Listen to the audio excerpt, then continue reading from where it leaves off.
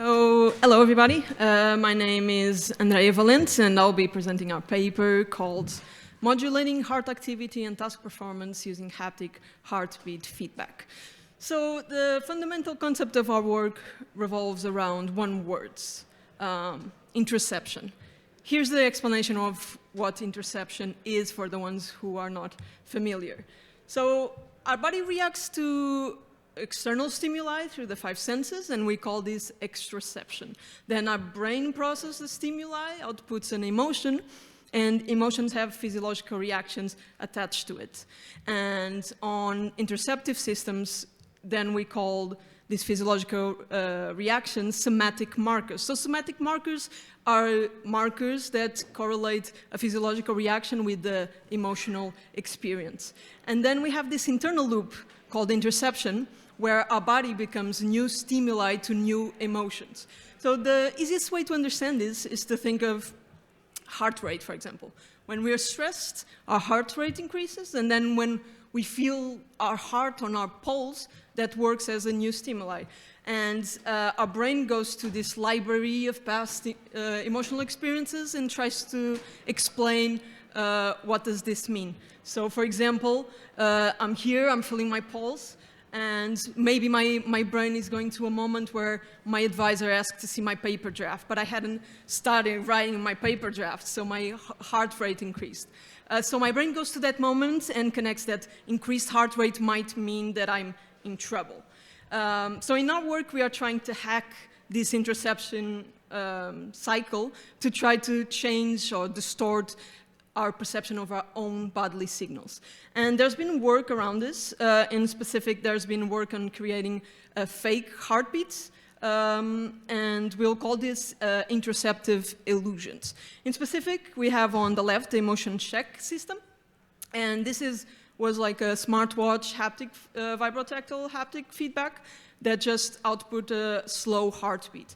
And what they found was that by the self-reports of the participants, that they reported lower anxiety because they believed that the slow heartbeat they were receiving was their own heartbeat. So they were kind of tricked into believing that they were calm.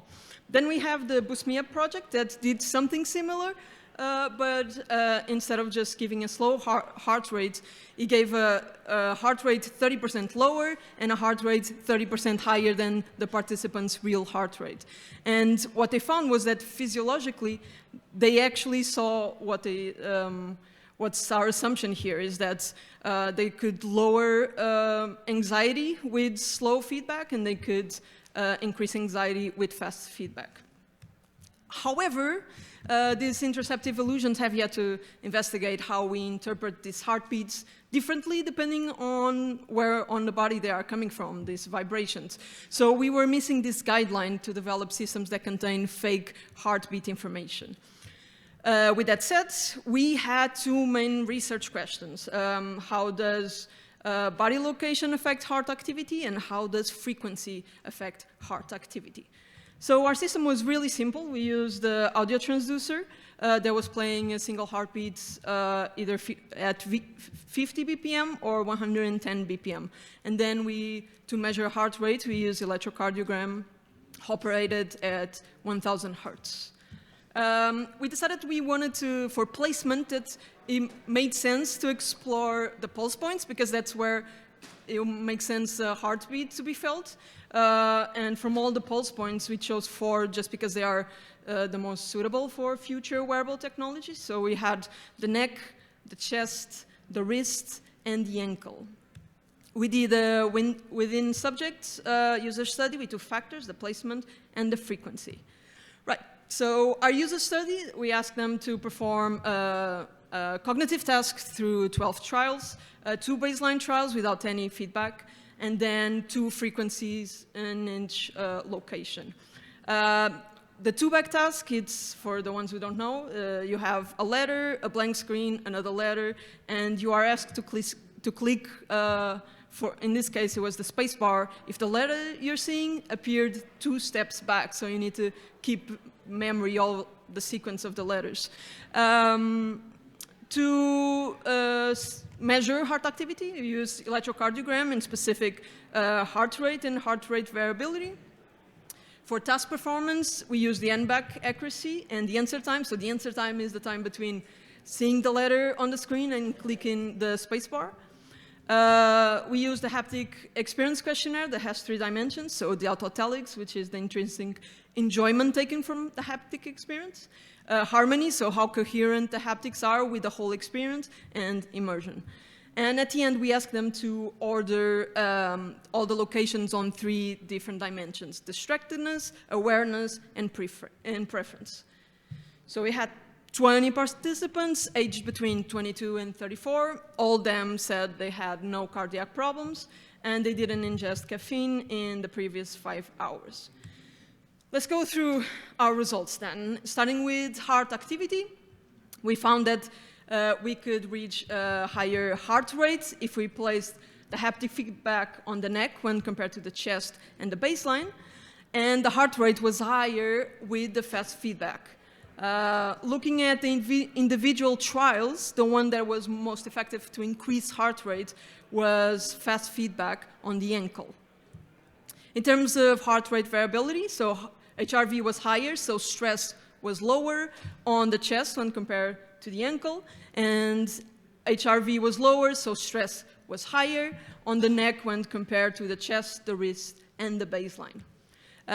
So stress was higher with fast feedback than slow feedback and the baseline. And looking at the individual trials, we were able to decrease anxiety, or decrease stress, better said, on the chest with fast feedback. And we were able to increase stress on the neck and the ankle with fast feedback.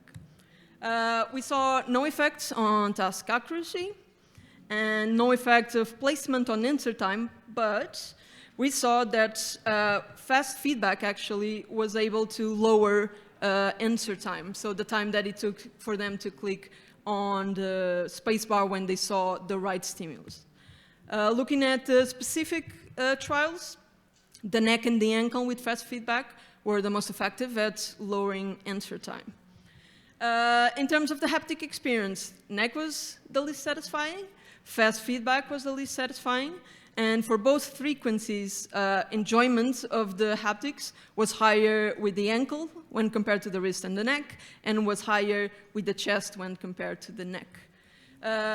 We saw no effects on immersion, either on placement or frequency, but for the slow condition, participants said they felt more immersed on the chest when compared to the neck. In terms of harmony, chest was the most harmonious, slow feedback was the most harmonious, and for all frequencies, harmony was lower on the wrist when compared to the chest, the neck, and the ankle.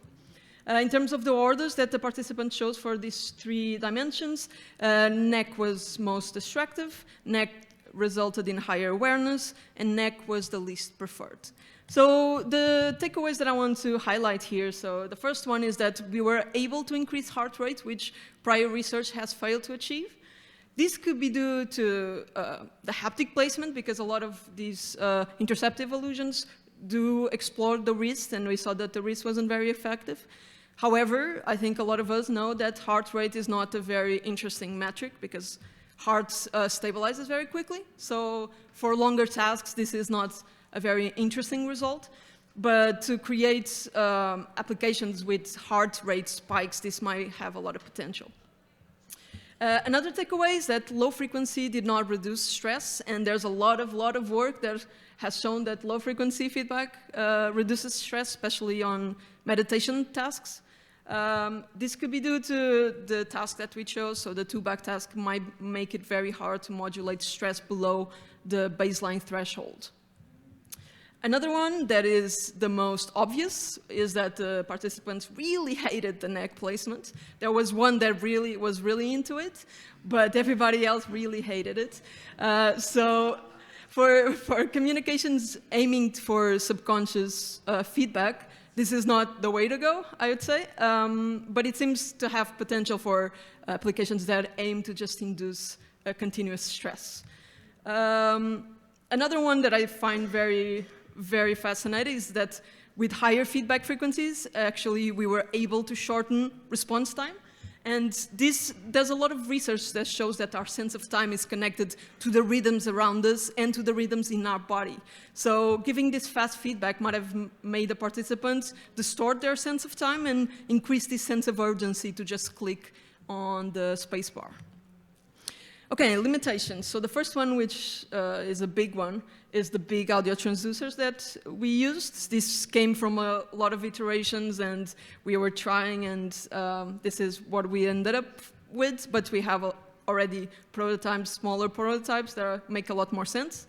The participant age range was really limited, and the Velcro strap discomfort wasn't, this was an oversight, but we didn't put it on the baseline, so our baseline is without anything on the body, and in the future we do need to encompass this discomfort. Right, future works. Our objective is always to have custom haptic frequencies for the participants because we have different ranges of physiological reactions. And for us to embody the feedback, it makes sense to have a custom haptic frequency. We want to explore the effect on motor tasks because there's this arousal performance inverted U hypothesis. So we want to see if we modulate arousal, we can maximize performance on motor tasks. And finally, this is our end game on the empathic computing lab where I'm from. That is to create systems of forced emotional contagion. So we really want to do shared heartbeats between people and to see if we can force them to feel what the other person is feeling. So that's our end game. Right, so just to conclude, we explored haptic heartbeats, 4 placements, 2 frequencies. On our paper, we have more detailed guidelines to increase heart rate, increase heart rate variability, and decrease response time. So come talk to me if you have any question, and I'd love to answer.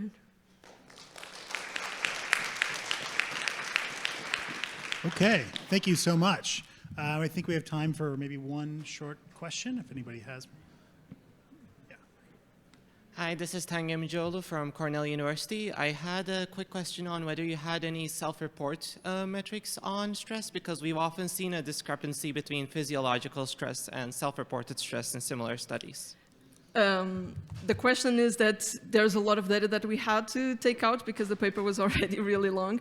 But we did, what we saw was what the other paper saw, that they actually correlated their stress with the haptic feedback. So it made sense with the physiological reactions that they were given. There was no discrepancy. Okay, thank you. Oh, thank you. Okay, let's thank the speaker one more time.